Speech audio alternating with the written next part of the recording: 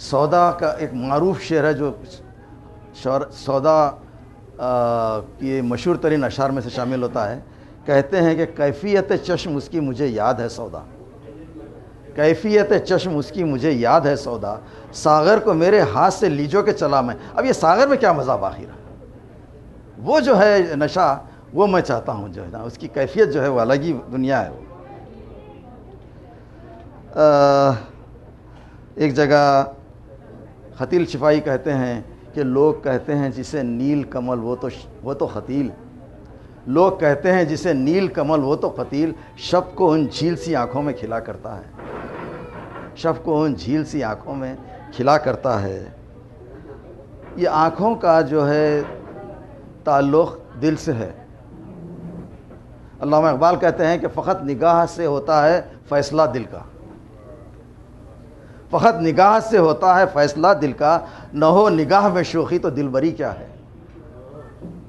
کیا اشارہ دیکھیے آپ, نہ ہو نگاہ میں شوخی تو دل بری کیا ہے. بتوں سے تجھ کو امیدیں خدا سے نومیدی, بتوں سے تجھ کو امیدیں خدا سے نومیدی, مجھے بتا تو صحیح اور کافری کیا ہے. اللہ اکبر. مشہور شاعر فیض احمد فیض کہتے ہیں آنکھ کے تعلق سے,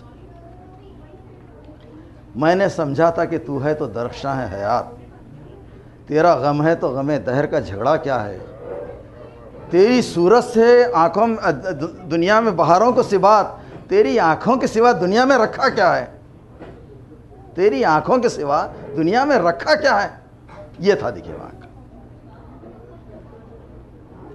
جگر مراد آبادی اور مجاز لکھنوی ہم اثر شاعر تھے, اور ان میں شاعرانہ نوک جھونک چلتی رہتی تھی. تو ایک جگہ جگر صاحب ایک چھوٹی سے بیر میں غزل لکھے تھے. کہتے ہیں کہ عشق کو بے نقاب ہونا تھا, عشق کو بے نقاب ہونا تھا, آپ اپنا جواب ہونا تھا. ہم نے ناکامیوں کو ڈھونڈ لیا, ہم نے ناکامیوں کو ڈھونڈ لیا, آخرش کامیاب ہونا تھا.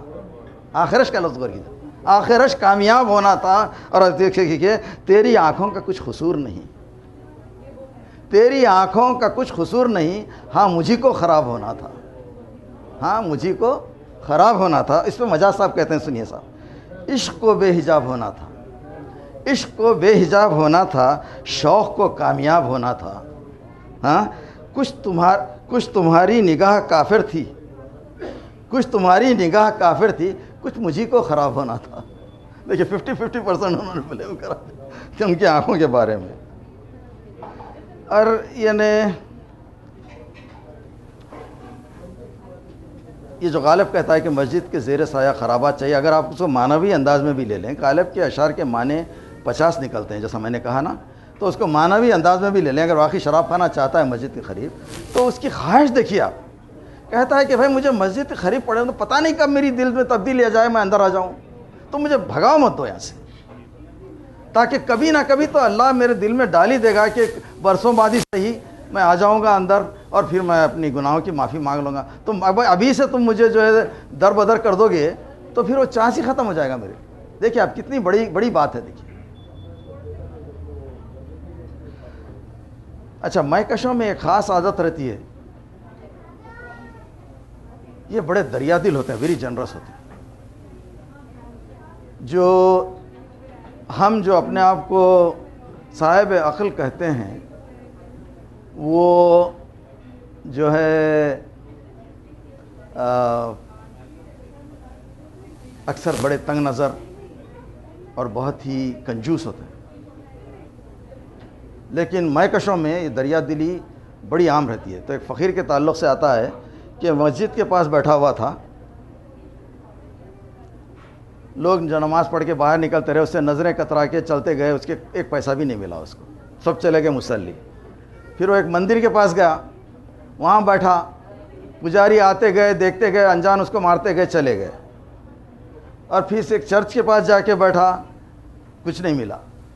تنگ آ کے شام کے قریب وہ ایک میکدے کے پاس جا کر بیٹھ گیا. 1-2 گھنٹے کے بعد جو بھی جھومتا ہوا نکلتا تھا 1-2 روپے ڈالی دیتا تھا, اس کا کاسا بھر گیا. اس کا کاسا بھر گیا. سن لیجیے, اس کے بعد ہم ایک بریک لیں گے انشاءاللہ. کہتا ہے آسمان کی طرف نگاہ کر کے, واہ مالک واہ, رہتے کہیں ہو اور پتہ کہیں اور کا دیتا ہے.